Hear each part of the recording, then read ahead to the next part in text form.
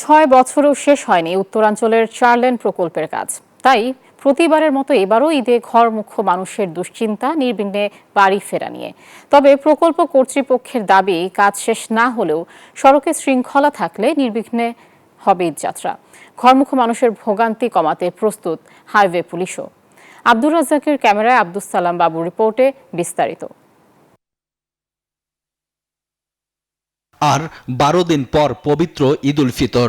ঈদে নারীর টানে ঘরে ফিরবে উত্তর জনপদের লাখো মানুষ। কিন্তু ঈদের আগে ও পরে বেশ কয়েকদিন মহাসড়কে যান চলাচলে বিশৃঙ্খলা দেখা দেয়, বাড়ে যানজট ভোগান্তি।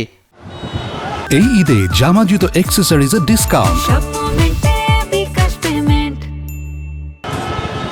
সিএনজি চালিত অটোরিকশা, ব্যাটারি চালিত রিকশা ভ্যানের অবাধ চলাচল, যত্রতত্র যাত্রী ওঠানামায় পুরোপুরি বিশৃঙ্খল সড়ক। পাশাপাশি মহাসড়ক উন্নয়ন প্রকল্পের কাজ শেষ হয়নি এখনো, ফলে এবারও বড় ধরনের ভোগান্তির শঙ্কা চলাচলকারীদের। হাই রোডে মনে করেন আপনার সিএনজি মানে অনেক ছোট যানবাহন চালানোর কারণে তো যানবাহন হয়। বিভিন্ন রুটের গাড়ি আছে, বিভিন্ন রুটে যানজট সৃষ্টি করে। এই অটোগুলোর কারণে ওরা উল্টাপাল্টা গাড়ি চালায়, তার কারণে আমাদের বড় গাড়ি জামে পড়ে বেশি। অটো মোটর সরাবেন, রাস্তা ক্লিয়ার হবে, এটাই বড় সমস্যা ভাই। এ পর্যন্ত হাটিকুমরুল, এলেঙ্গা, রংপুর 4 লেন প্রকল্পের কাজ শেষ হয়েছে 80%। বগুড়া অংশে 65 কিলোমিটার সড়কে কাজের অগ্রগতি 95%।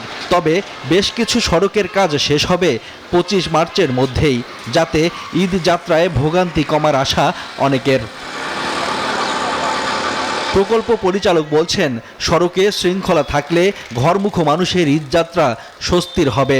সতর্ক অবস্থানে রয়েছে হাইওয়ে পুলিশ।